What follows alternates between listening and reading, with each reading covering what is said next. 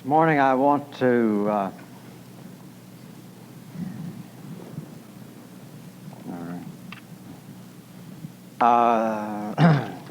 want to read a few verses, beginning with the 10th chapter of Hosea, the 2nd chapter. And those of you that were here yesterday hopefully will remember that yesterday we started a three-part series or mini-series on Hosea. And those of you that don't remember, we'll recollect a little bit. But yesterday we looked at the sins that break God's heart. Hosea is a very hard little book, plain written and plain spoken, and it was intended to be that way because the situation was desperate, but the people were not, and therefore it called for desperate measures. And it's a very graphic picture that God gives of His people. So we're going to read this morning the first 4 verses of chapter 10. As I said yesterday, what we're doing really is just sort of picking out the highlights of what God has to say in this little prophecy, because there's not time to deal with all 14 chapters in Hosea naturally. And so we're just kind of arranging it in a topical order and dealing with the highlights of it. Yesterday we talked about the sins that break God's heart. Today we're going to talk about the way God deals with those who break His heart. In 10th chapter, the first 4 verses, we'll use these as a kind of starting place for our subject this morning. Israel is an empty vine. He bringeth forth fruit unto himself. According to the multitude of his fruit he hath increased the altars. According to the goodness of his land they have made goodly images. Their heart is divided. Now shall they be found faulty. He shall break down their altars. He shall spoil their images. For now they shall say, we have no king, because we feared not the Lord. What then should a king do to us? They have spoken words, swearing falsely and making a covenant. Thus judgment springeth up as a hemlock in the furrows of the field. Now that last phrase is the key phrase, and that's the one that I want you to fasten on to this morning. Thus judgment springeth up as a hemlock in the furrows of the field. Sinning for the believer, well, for anybody, I guess, for that matter, but we're talking primarily about believers. Sinning is much like using a credit card in 2 ways. Number one, it doesn't seem like you're paying money for something. It's so easy to buy something with a credit card. Much easier than it is to lay out cash.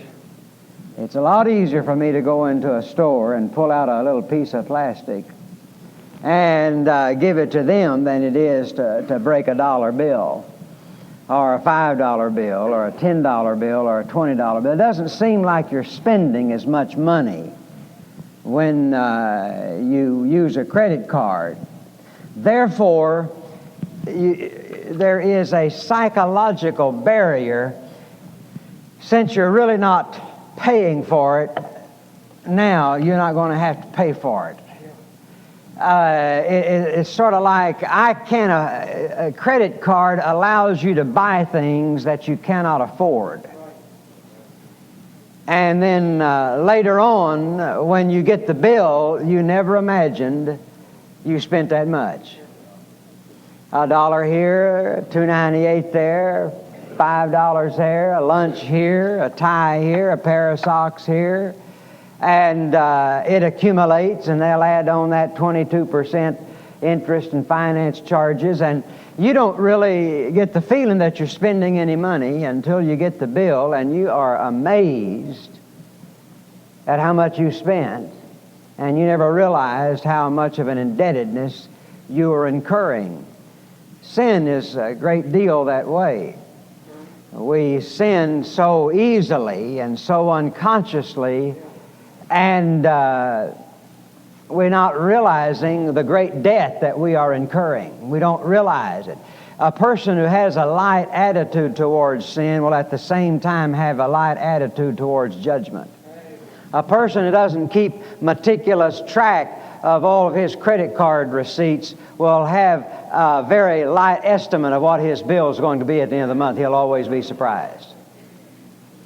The second thing about sinning that makes it like using a credit card is it gives you, as I said, the false idea you're never going to have to pay for it.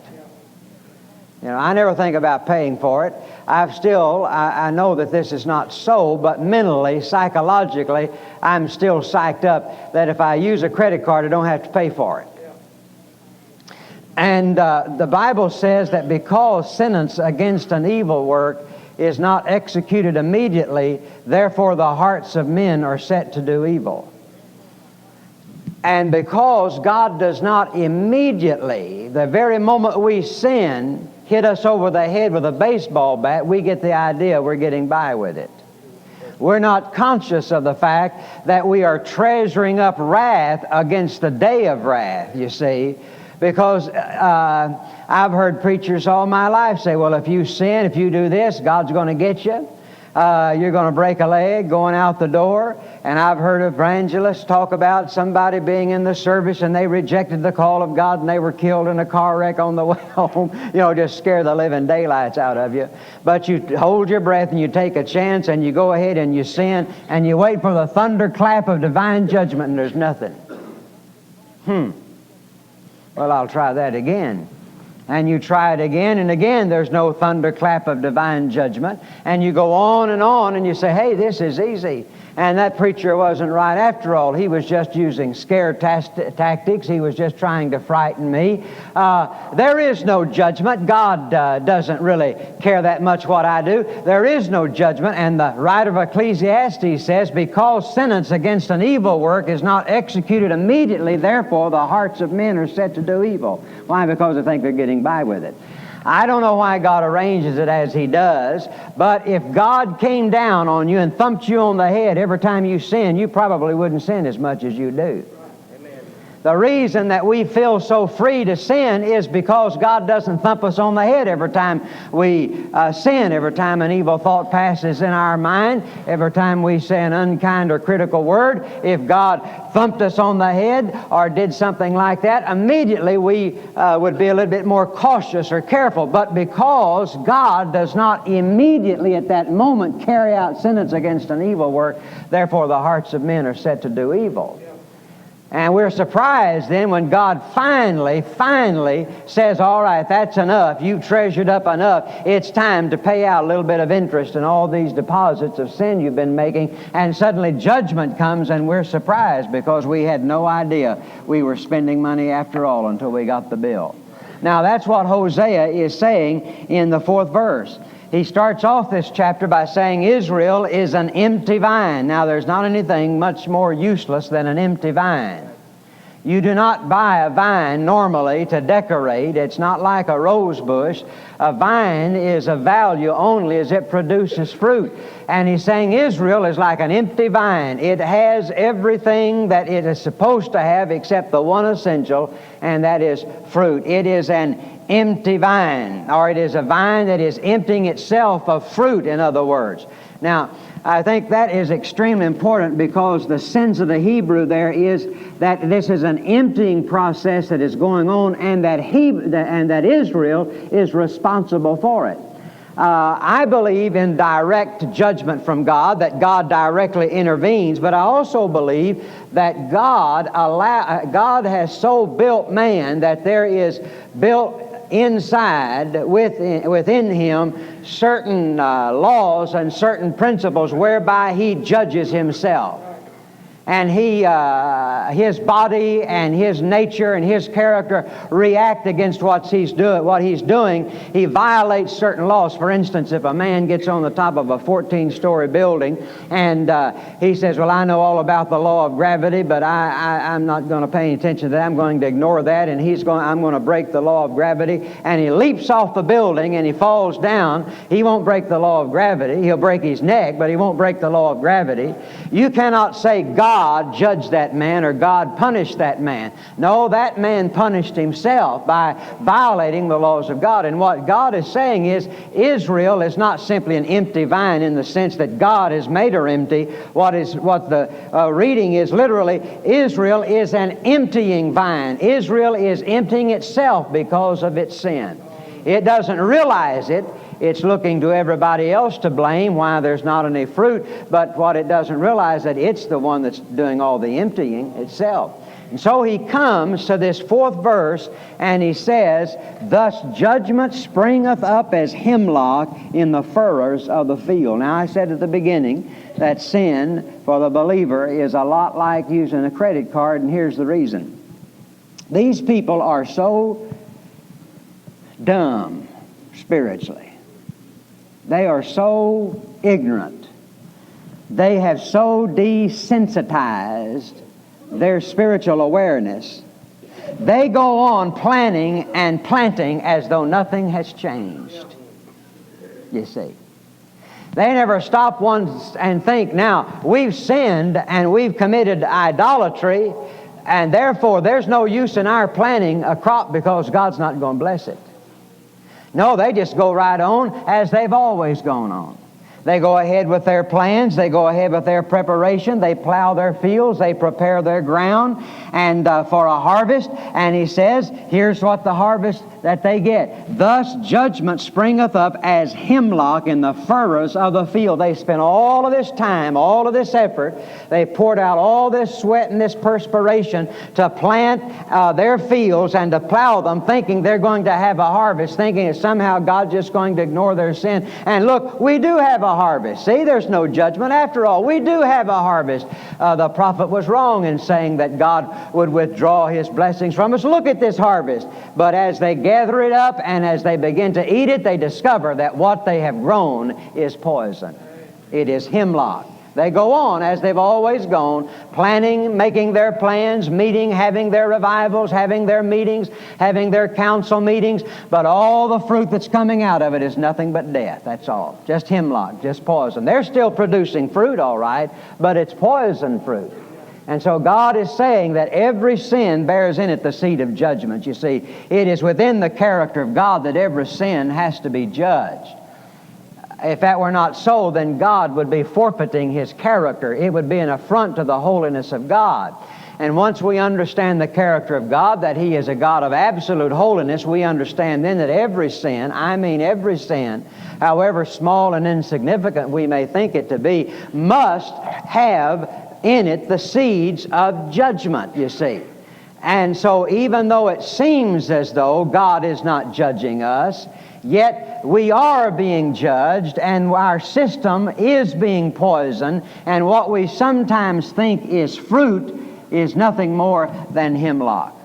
Now there are 3 or 4 ways that God brings about this judgment, or rather it might be more correct to say that we bring about this judgment ourselves. Number 1, God says that this judgment will affect us in our possessions, in our material possessions. I want you to go to chapter 13, verses 7. In their person. This is the first one. I've got 4 P's here, and I'm trying to keep them all straight, and that way I'll make it easier for you to outline. Chapter 13, first of all, God judges us in our physical persons. Therefore, verses 7 and 8, therefore I will be unto them as a lion, as a leopard by the way will I observe them. I will meet them as a bear that is bereaved of her whelps, and will rend the call of their heart, and there will I devour them like a lion. The wild beast shall tear them. Now I get the impression the Lord is upset with these folks. Notice the different figures of speech, the different wild beasts, the different animals that God says. In other places, God says, I'll be a shepherd to you. God says, I'll be a father to you. God says, I'll be a mother to you. God says, I'll be a husbandman to you, in a vineyard. And another place, He says, I'll be a husband to my wife. But something has happened, and God says, therefore, I will be unto them as a lion, as a leopard. By the way will I observe them. And it is a characteristic of the leopard, not unlike the lion, but the leopard lies in silence and observes until the prey is weak from running or is weak from travel, and then he springs upon him. I will meet them as a bear that is bereaved of her cubs. And there's nothing more angry and more vicious than a bear who has lost her cubs. And so what God is doing, He says, I will rend the call of their heart, the heart of their heart, and therefore will I devour them like a lion. And a lion is the only animal that literally devours its prey. The other beasts of prey will leave part of it, but the lion literally devours it. The wild beast shall tear them. Now what is God saying? God's saying that judgment is going to affect these people in their physical bodies, in their persons. Now, I want you to listen to me very carefully. There is evidence, even in the New Testament, that sin brings about judgment in the physical person of an individual. For instance, over in 1 Corinthians chapter 11, we have it quoted the other night. Paul's talking about the way they're desecrating the Lord's Supper, and he said, because of this, many are sickly among you, and many sleep. Now that's the Christian word for death. Because they were taking unworthily the body of the Lord, and they were drinking unworthily the blood of the Lord, he said, for this cause many are weak and sickly among you. There is a strange and cryptic little verse in 1 Corinthians chapter 6, and I confess as to not fully comprehending it. But he says, Paul says, that when a man sins, he sins in many ways without his body. But when he commits the sin of fornication, he sins in his body. Now, a lot of folks, they'll say, well, the sin of fornication is no different than any other. Yes, it is. It is. There is something about it that attaches itself to the body, and it brings about its judgment within the life of the individual. It's a hanging on sin. It's a hanging on sin. A person can get drunk and repent, and he can forget about it and be absolved. But in the sin of fornication, you can repent, but you don't forget about it. There is something different about it, and I confess as to not fully understanding what Paul means by that. I just know that there's something different about that. I just know that there's something different about that, and I know that there's a great controversy today. I didn't intend to get into this, but there's a great controversy today about ministers and so forth after they have divorced one wife and married another. Should they go ahead and be allowed to minister and pastor a church and such as this? And I'll just give you my humble opinion, which I greatly respect. I think that that sin is different than any other sin. People say, well, we ought to forgive. God's forgiven them. That's true. But forgiveness here is not the issue. That is not the issue. The issue is that a person forfeits something in that sin. I don't understand it all, but I do know this. It's different. Amen. It's different. And then what did Paul say over to the Corinthians? Here was a man, people who were living in open sin, and the church was tolerating it. And Paul said, if you don't do something about it, he said, I'm going to come, and when I come, I'll turn such a one over the devil for the destruction of the flesh, that the spirit may be saved in the day of the Lord. Now, I've heard some people say that what Paul is referring to there is the destruction of the flesh, the carnal nature, as opposed to the spirit. Now, I think that's just an effort to get away from the harshness of it, because Paul never talks about destroying the flesh in that manner. And it's not Satan who destroys the flesh anyway, it's the cross that destroys the carnal nature. What Paul is saying is that if the church doesn't take action and discipline and do something about the sin that's there, I'm going to come to that fella, I'm going to turn him over to the devil for the destruction of the flesh. Why? So that at least he'll be saved in the day of the Lord. So, the Bible teaches, and over in Hebrews chapter 12, he talks about the chastisement, the discipline that every child receives, and he says, if you be without chastisement, then are you not sons of God, you're not children of God, you're like illegitimate children. So I do know this, that God does, the Bible does teach that sin many a time affects us in our physical persons. Now, I said I want you to listen to me very closely, because I do not mean to say, and I do not believe the Bible teaches, that every time a person is sick, or every time a person has a physical problem, that is judgment of God because of some sin in their life. Nor do I believe that every sin in a person's life brings about some judgment in their persons. This is just one option that God has.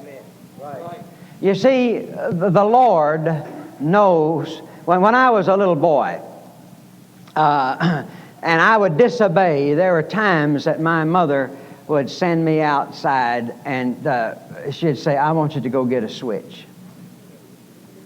Now, that's adding humiliation to injury. That's adding insult to injury. She's going to give me a good whipping. And she'd say, you go out and get the switch. And actually, I was always glad to do that, because I'd go out and get one, and then I would bend it in the middle, sort of halfway break it in the middle, so that when she took the first swing, the thing would break, and that'd be it. But my mom caught on to that, and she started examining them. And then one day, I'll never forget it, she said, I know which switch works the best. I know which switch works the best. And she started sending me to a particular tree that wouldn't be so easy to break. I know which switch works the best. Let me say this, I believe God knows which switch works the best when He has to spank His children. Sometimes it's in the person, in the physical person. Other times it is not. Now, I want to go on with this and say that sin in itself affects the physical life of an individual just by the nature of sin. Sin is an intruder in human nature. It was never intended to be a part of human nature. And sin is an intruder in human nature. Why? Because what you are spiritually, you will eventually become physically. What you are on the inside, you will become on the outside. The reason there are wars on the outside in our world today is because man is at war on the inside. And what you are on the inside, you will become on the outside. Sin in the heart always rises to the surface of the countenance, and it changes a person's countenance. I've seen it happen. You've seen it happen. I've seen people, the lines of sin were etched in their face. You could see the hardness in their eyes. You could see the hardness in their sin. And it's been one of the most amazing things that when a person has come to Christ or they've gotten right with God, the first thing I look at is their eyes. I notice their eyes. There's something in their eyes. There's something in their eyes. Something different about their eyes. Why? Because sin expresses itself in our physical being, and what you are spiritually, you will become physically. You become like the sin you love and the God you serve. For instance, if a person loves gold, and he'll become like gold, cold and hard. And if a person loves God, he'll become like God, warm and tender. And so God says the seeds of judgment affect a person in his own physical being. Well, I was having some problems, some stomach problems and such as this a year or so ago, or several years ago. Interesting thing, the doctor went through all of these tests and gave me some medicine to take and told me some things to do. And then he asked me sort of a personal question. He said, are you having problems with anybody? Are you at outs with anybody? Is there anybody that you're having conflict with? And he said, if there is, you need to go to them and make it right, because he said you'll never be well if you've got broken relationships in your life, you see. Now, this was not a preacher saying this. This was a medical doctor. And the more you study up on that and read up on that, you realize that, friend, anger on the inside of your heart. I know this, when I'm not right with God and I'm not getting along with God, I don't get along with anybody. I really don't. And God says, first of all, that the judgment comes within the person. I had a friend I went to college with. He was one of these rising stars as the preacher. He was one of these that we younger preachers always admired because he just seemed to have that extra something. He was outdistancing us other young preachers in college by miles and miles, and he was a tremendous pulpiteer. Pastored a big church by the time he was right out of seminary. But then something happened. His family began falling apart, and he left his wife and married another woman, divorced her and married another woman. I was in Oklahoma City in a meeting, and one day this friend showed up. And there was a little bit of awkwardness there between us, you see, and I asked him what he was doing. He was selling used cars. And that's no affront to used car salesmen, but that's what he was doing. And I said, how's everything going? He said, man, everything is going great. And he was acting as though the Lord had forgiven him and he had repented and everything was, in our conversation, he was just, everything is great, everything is just wonderful, everything's all right. I just, praising the Lord. And then the service started, and we were standing next to each other, and I noticed something. He never sang a single note during the service. And that told me more than anything else, you see. Man had no song in his heart, nothing to sing. Why? Because sin had affected him in such a way he could not express the joy of the Lord in his heart. There was no joy there, and he could lie to me and tell me all that was well, but when it came down to his worship with God, he had no song. He couldn't sing. Secondly, God judges us in the matter of our possessions. Now I want you to go back to chapter 2, verses 8, 9, and 10. Chapter 2, verses 8, 9, and 10. And I'm going to have to just sort of highlight these. Chapter 2, verses 8, 9. I said 10. We want to skip 10, go down to 12. For she did not know that I gave her corn and wine and oil and multiplied her silver and gold, which they prepared for Baal. Now, that's interesting. I wish we had a long time just sit here for a while. God says, I gave her corn and wine and oil and multiplied her silver and gold. What'd she do with it? She gave it to Baal, false god. You know what God is doing for us today? He's multiplying our corn and our oil and our silver and our gold. And you know what we're doing it? We're giving it to Baal. That's what he says. He said, they did not know that I was the one that was giving her all the corn and the wine and the oil and multiplied her silver and gold, which they prepared for Baal. Therefore will I return and take away my corn in the time thereof. And that little phrase, in the time thereof, means when they really need it. And my wine in the season thereof, in other words, when they really need it. And will recover my wool and my flax given to cover her nakedness. Verse 12. And I will destroy, make desolate. That means that nothing's going to grow. It doesn't mean that God's going to come and send a fire. It just means that He's going to take away the capacity. I will destroy her vines, make desolate her vines and her fig trees, whereof she has said, these are my rewards that my lovers have given me, and I will make them a forest, and the beasts of the field shall eat them. Now God says, I'll do three things with your possessions. If you do not honor me in your heart by serving me, I'm going to choose the whip that's best suited for you. And for some of you, the most painful place to hit you is in your pocketbook. And he said, I'll do three things to your possessions. Number one, he said, I'll take them away from you. That's the first thing. He said, I'll flat take them away from you. I'll bankrupt you. I'll take them away from you. And God sometimes does that. The second thing he says is, I will destroy your capacity to acquire possessions. I'll destroy your capacity to do business. When he says, I will destroy your vineyards, he's not saying, I'm going to come and send a raging fire in your vineyards. What he's saying is, I'm going to make desolate the ground in which your vineyards grow. He said, you won't be able to grow a thing. You won't be able to conduct business. The same pattern that used to sell insurance no longer work.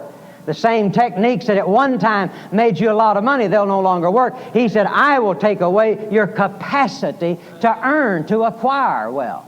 And if you don't think God can do that, then I can give you a number of outstanding illustrations.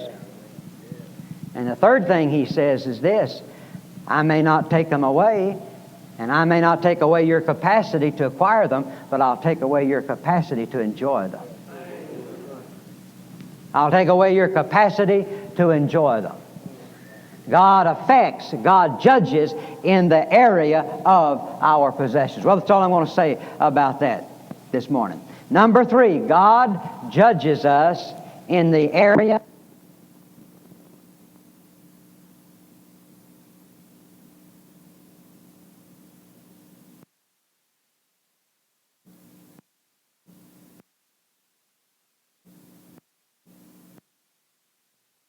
there shall not be a man left, yea, also to them when I depart from them. He says, though they bring up children, I'll bereave them.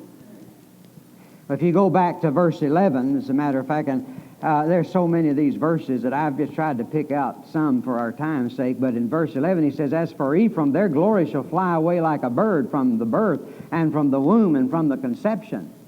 You see, for an Israelite, the glory was being able to bear children. It was a humiliation, a shame, a reproach they felt from God if a family couldn't bear children. And he said, their glory will fly away like a bird from the womb and from conception. And though they bring up their children, yet will I bereave them, that there shall not be a man left. Yea, woe also to them when I depart from them. Then look down in verse 17. My God will cast them away, because they did not hearken unto him, and they shall be wanderers among the nations. Now, God says here 3 things about the children. He says, in one instance, he'll refuse to give children. Secondly, he says when he does give children, they'll lead lives of sin and wandering. And number 3, he says they will come to untimely and violent deaths. Now, are you listening real carefully? I don't believe that too much.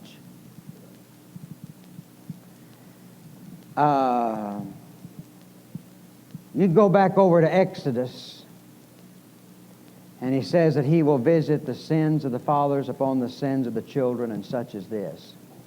Now I want to give you a little exercise in hermeneutics.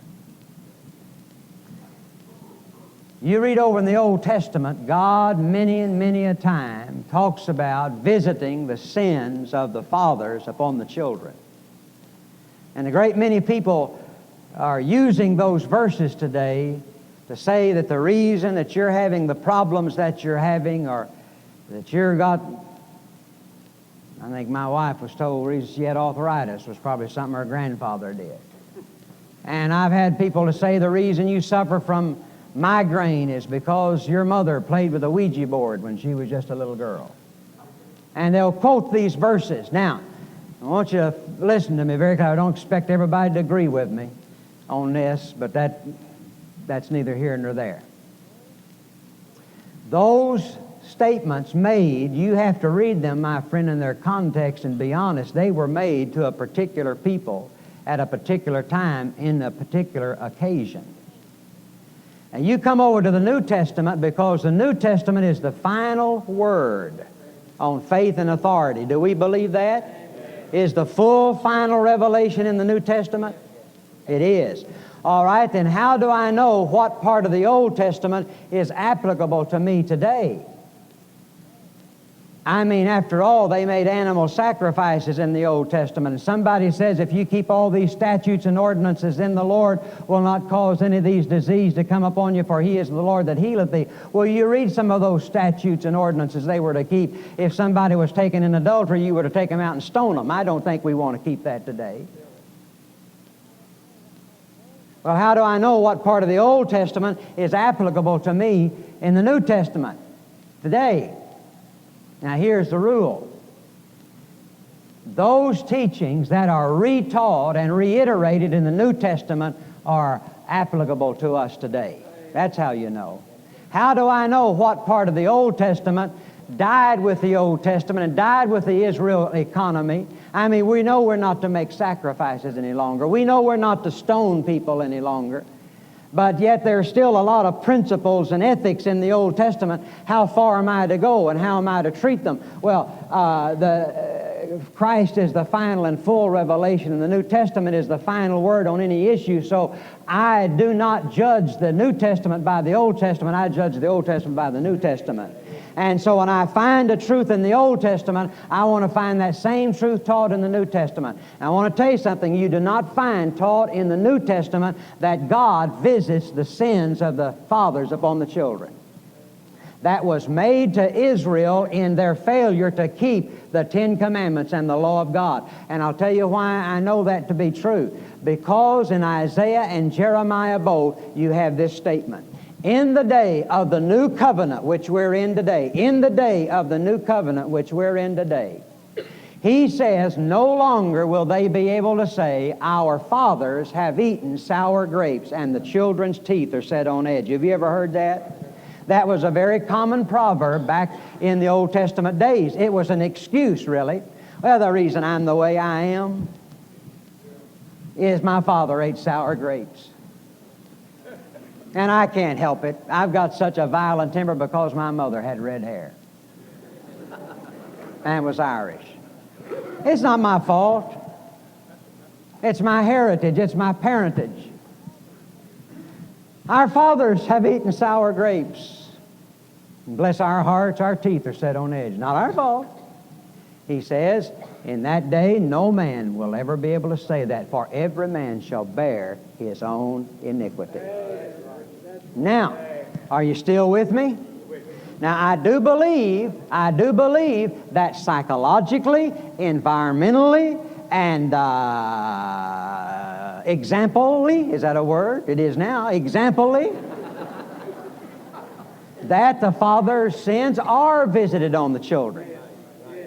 You see, you bring up a child in an environment of godliness, naturally, that child is going to catch that godliness, but you cannot say that God is punishing that child for what that father did. No, sir. Those are the natural consequences of life, you see.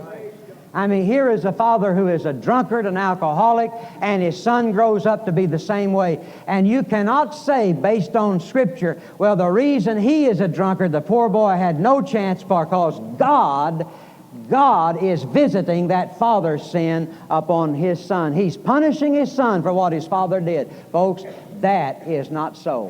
Now, he is suffering to be sure for what his father did, and he's suffering for what his father was, but don't ever say that God is making him suffer for what his father did. For every man shall bear his own iniquity. But we do reap the benefits of our sin in our children, just by natural consequence. Now, having said that, I want to say this. In the Old Testament, God speaks in physical, material terms. Do you agree with that?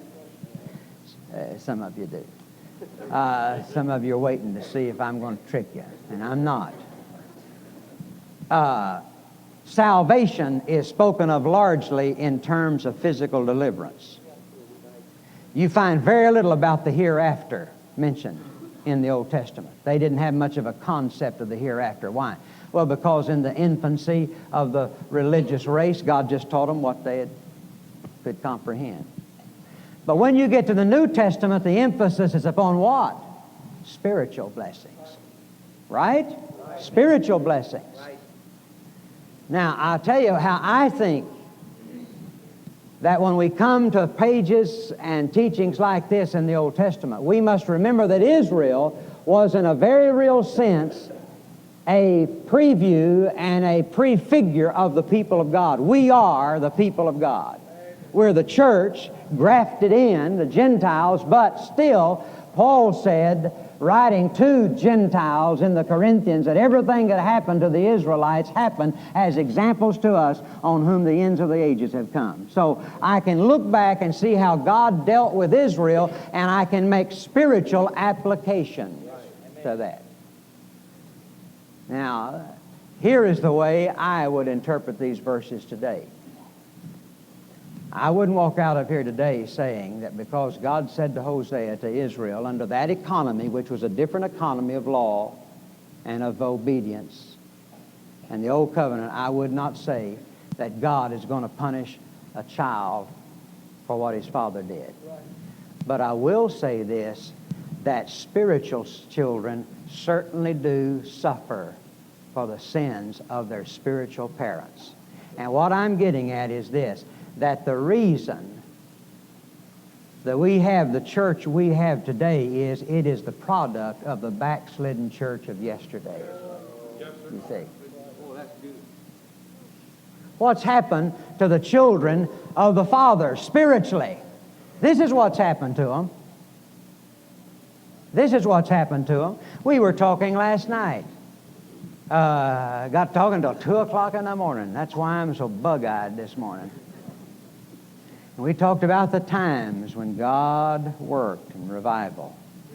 When God came down and worked in extraordinary ways. And how people would be saved and lives would be changed. But you know what happens?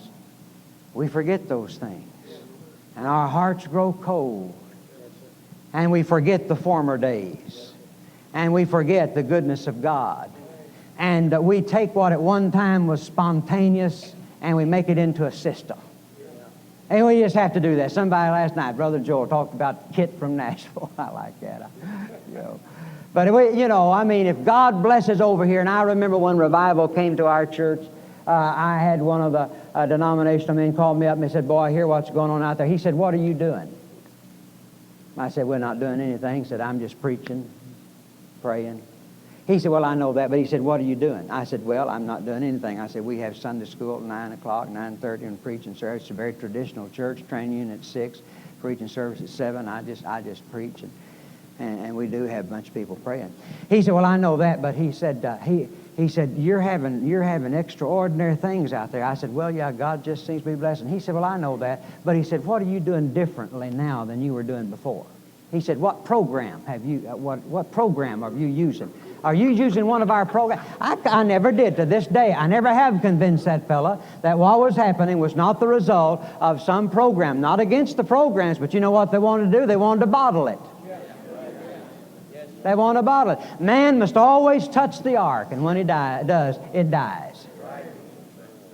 Just like I told them last night, there's some exotic flowers, when the human hand touches the petal will wilt. And there's some works of God that if you'll just get off and leave them alone, let God do it, they'll flourish and grow and be beautiful and give off a fragrance. But you put your hand to it and want to examine it, and let's get up a tour and go investigate the revival. And if enough Americans finally go over to Korea, pretty soon they'll kill the revival. And so what happens is, we who remember revival and we who remember the great works of God, we have systematized it, and it's all become mechanical, and we're wearing the veil, but the glory is no longer there. And so our children, you see, grow up believing that everything is push, pull, click, click, becomes successful that quick, and they know nothing of the power and the glory of God, you see. The church of today is the product of the backslidden church of yesterday, because we forgot. We forgot. You see, every great denomination's gone this way. And you understand, I'm not being harsh or unkind, but you take the great Methodist church, great Presbyterian church, you take all those great evangelical churches. I could sit down today and read what is written in the doctrine of the Presbyterian church and get up and preach it here, and it wouldn't conflict with what I believe one bit. Son, you go into the average Presbyterian church, and I apologize if I'm offending any Presbyterian church, because some Baptists are just as bad. And friend, it's a far cry. Any similarity between what they believe in the catechism and what you hear from the pulpit is purely coincidental. What's happened? There was a time when they believed all of that. And the glory of God was upon them, and the power was there. But not today. What's happened? The children of today are the products of that backslidden people. Same thing happened to the Methodist Church. Used to be, years ago, the fieriest, most evangelical, soul-winning organization in this country. And today, it is practically nil as far as having any impact upon it. There are some exceptions, of course. Same thing happened and is happening to our own denomination. Always has. That's the history of it. That's the history of it. That's the history of it. You say, well, I'm going to start a new one. Well, they did that several years ago, a number of years ago, what they call the fundamentalist independent movement. Started out just fine. But today, what you've got there, by and large, is Pharisaical, self-righteous deadness, orthodoxy. You see. We all start out that way. We all start out right. We all start out with our hearts aflame and our hearts afire. But along the way, we have to make some concessions and make some compromises, and our hearts get cold. And we bear children. And what happens to the children? Well, this is what happens to them. They wander. They wander. I like that wandering. You can go up north and find half of the missing Southern Baptist churches up there. Southern Baptist people. Well, they're wandering, but they're not joining anywhere up there. What'd you say, one Southern Baptist church in New Hampshire? But I bet you there's 1 million Southern Baptists living up there. Wandering, wandering. I believe God does visit us in our posterity. Not just physical, but I think spiritual. And then last of all, I believe that God judges us in our privileges. Look at the 2nd chapter again, verse 11. He said, I will also cause all her mirth to cease, her feast days, her new moons, and her Sabbaths, and all her solemn feasts. Oh, that's what they rejoiced in. He said, I'm going to take away the privileges of worship. Sometimes I won't let them worship. And there was a while when they couldn't worship, you understand. Then he said, I'm going to take away the joy of worship. He said, I'll take away the mirth. I'll cause the mirth to cease. Oh, they'll still go through their solemn feasts, and they'll still go through all the ritual, but there'll be no joy. There'll be no mirth. The privilege of worship is coming into the presence of God and meeting God and having God speak to your heart and having God touch your heart and having God bind up. A person comes in lonely and he goes out with a companion. A person comes in with his heart broken and he goes out with it mended. A person comes in misunderstood and he goes away with a high priest that's touched by the infirmity of our own suffering. And that's what worship is. And he goes away joyful. He rises up on eagle's wings because he waits upon the Lord. That's what real worship is. You're weary when you come in, but you're leaping and jumping when you go out, the prophet Isaiah says. But he says, I'll cause that to cease. There'll be no mirth. And some of you drag out just the way you drug in. I go to church many a time. My wife will tell you this. I'm just being honest. Nobody here this morning but us. It's hard for me to go to church. I think one of the reasons God called me to preach because that's the only way He gave me to go to church.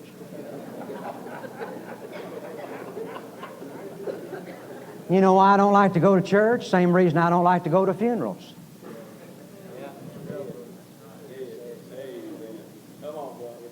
Just dead. And I'm not saying, oh, well, if you go down here to this church where everybody's dancing in the aisles and jumping, son, that's not what I'm talking about. That can be just as dead. I'm talking about a life that comes from the presence of God, from the awesome presence of God. You can cut it with a knife, and you don't have to get up and say, God's here. Everybody will say, well, sure, stupid, didn't you know that?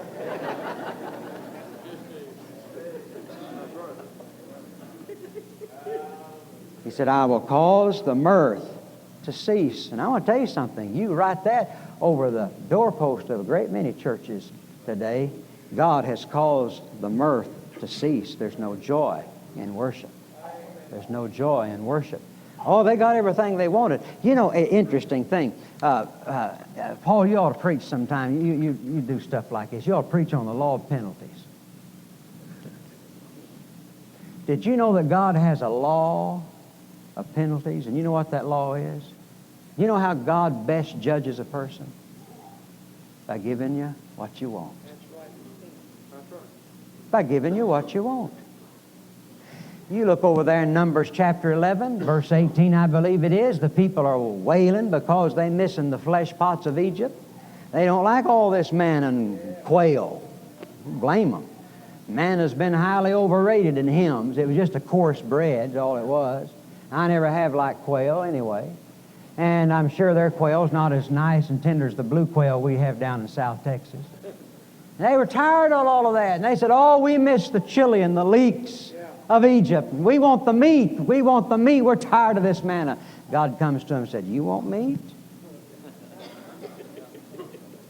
I'm going to give you meat.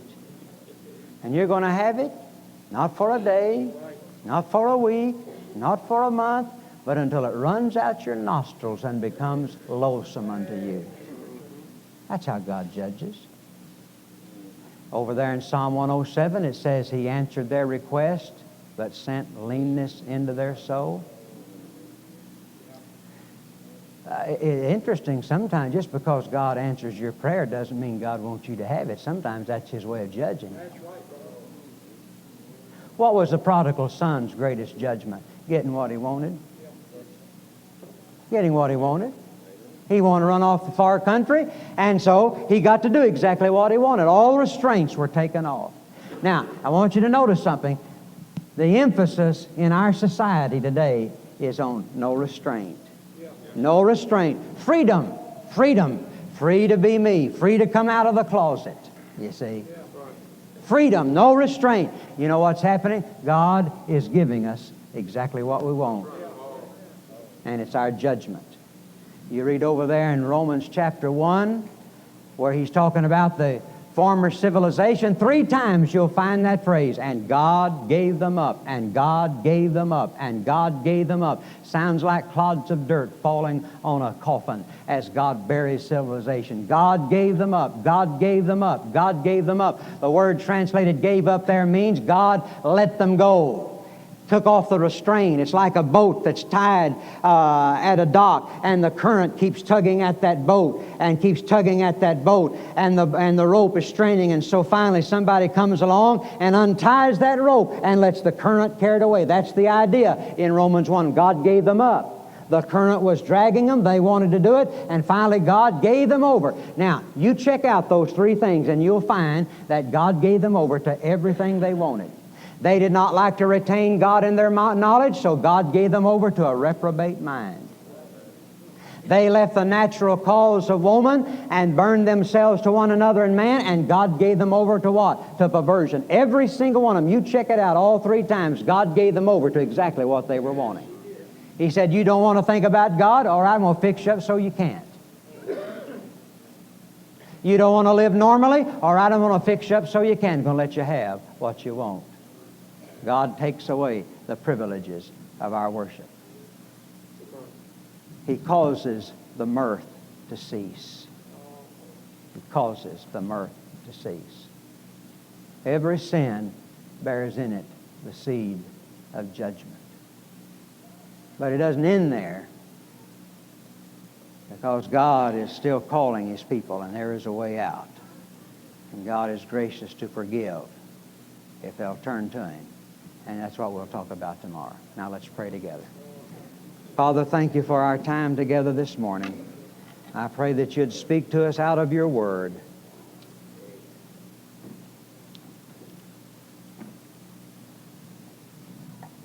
And make us to realize the seriousness of sin and the certainty of judgment.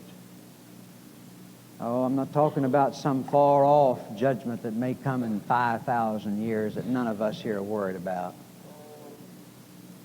But the judgment that comes today because we're filled with our own ways. And the hedge of thorns that you place around us. And the judgment that comes just by letting us have what we want. Just giving us over to our desires.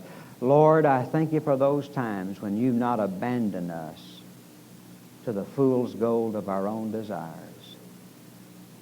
And I pray that you'd keep the ropes of restraint upon us. For there's no freedom in being carried helplessly down the river by a wild current. And so restrain us and help us to glory in the restraint. In Jesus' name we pray. Amen.